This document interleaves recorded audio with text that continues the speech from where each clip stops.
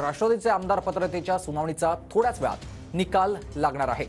निवडणूक आयोगाच्या निकालानंतर विधानसभा अध्यक्ष हा निकाल देणार आहेत। थोड्याच वेळात निकाल वाचनाला सुरुवात होणार आहे। राहुल नार्वेकर आज काय निर्णय देणार याकडे सगळ्यांचंच लक्ष लागलेलं आहे। तर ग्राफिकच्या माध्यमातून आपण बघूयात कोणाचे आमदार पात्र होणार, विधिमंडळ पक्ष कोण याचा फैसला विधानसभेचे अध्यक्ष राहुल नार्वेकर आज करणार आहेत। तर विधिमंडळ पक्ष ठरल्यानंतरच पात्र आणि अपात्र कोण हे ठरवलं जाईल। सत्तेत गेलेल्या अजितदादा गटाचे 9 मंत्री अपात्र करा अशी मागणी जयंत पाटलांनी केली आहे। अजित पवार गटाकडून शरद पवार गटाचे आमदार पात्र करण्याची मागणी झाली आहे।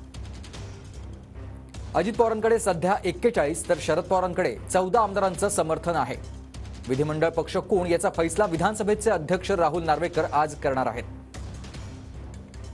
यावेळी नार्वेकर काय निर्णय घेतात याकडे सर्वांच्या नजरा आहेत।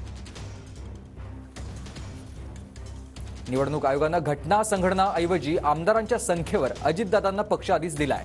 आता विधिमंडळात पक्ष कोण आणि अपात्र कोण याचा निर्णय मात्र राहुल नार्वेकर करणार आहेत। तर राष्ट्रवादीचे आमदार पात्रतेच्या निकालाचा थोड्याच वेळात वाचनाला सुरुवात होणार आहे। राहुल नार्वेकर आज काय निर्णय देणार याकडे सगळ्या महाराष्ट्राचं लक्ष लागलेलं आहे। राष्ट्रवादी आमदार पात्रतेच्या सुनावणीचा थोड्याच वेळात हा निकाल येणार आहे। निवडणूक आयोगाच्या निकालानंतर विधानसभा अध्यक्ष निकाल देणार आहेत। गिरीश गायकवाड माझे सहकारी आपल्याला अधिक माहिती देत आहेत। गिरीश,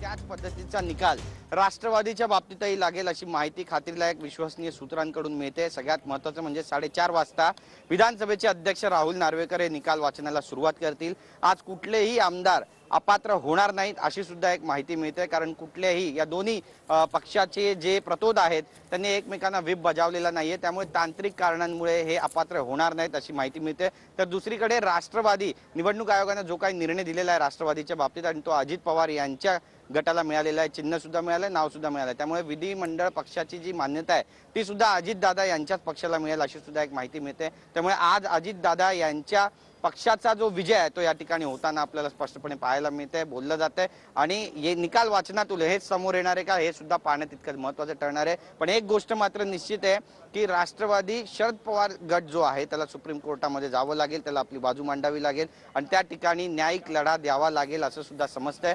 दोन्ही गटाचा जो काही निर्णय लागेल एक गट न्यायालयामध्ये जाईल असं बोललं जातं। एकमेकांच्या विरोधात न्यायालयात जाण्याची जी प्रक्रिया आहे ती सुद्धा आतापासूनच सुरू झाली असं सुद्धा बोललं जातंय आणि दोन्ही गटाचे जे वकील आहेत ते सुद्धा या सुनावणीला उपस्थित राहणार आहे आणि जवळपास 1 ते 1,500 पानांचं हे वाचन असणार आहे असं सुद्धा बोललं जातंय। त्यामुळे किती वेळ लागणार आहे हे जरी सांगू शकलो नसलं तरी 2 तास हे वाचन सुरू राहील असं सुद्धा बोललं जातंय। राहुल नार्वेकर हे निकाल वाचन करतील आणि या निकाल वाचनाच्या अंती नेमका काय निकाल लागेल हे पाहणं सुद्धा महत्त्वाचं ठरेल। दोन्ही गटाचे जे प्रतोद आहेत ते या सुनावणीच्या दरम्यान उपस्थित राहतील। जितेंद्र आव्हाड हे उपस्थित राहतील, त्यांच्या बाजूने आदिती नलावडे ह्या सुद्धा उपस्थित राहतील आणि त्यासोबतच इतर जे नेते पदाधिकारी आहेत ते सुद्धा उपस्थित राहण्याची शक्यता नाकारता येत नाहीये। तर अजित पवार यांच्या पक्षाकडून जे प्रतोद आहेत आणि मंत्री आहेत मदत आणि पुनर्वसन मंत्री अनिल भाईदास पाटील ते सुद्धा या सुनावणीच्या वेळी उपस्थित राहतील असं बोललं जातंय आणि नेमकी काय भूमिका घेतली जाणार आहे, राहुल नार्वेकर यांनी कोणत्या निकषाप्रमाणे या ठिकाणी निकाल दिलेला आहे हे सुद्धा पाहणं तितकंच महत्त्वाचं ठरणार आहे। बऱ्याच तांत्रिक अडचणी सुद्धा आहेत, तांत्रिक कारणं सुद्धा आहेत आणि या सगळ्यांचा हवाला देत कोणकोणत्या निकषावरती निकाल दिला जाईल याकडे उभ्या महाराष्ट्राचं देशाचं लक्ष लागलेलं आहे। नक्कीच गिरीश, या निकालाकडे सगळ्या देशाचं लक्ष लागलेलं, मात्र किती वेळात हा निकाल वाचनाला सुरुवात होणार आहे?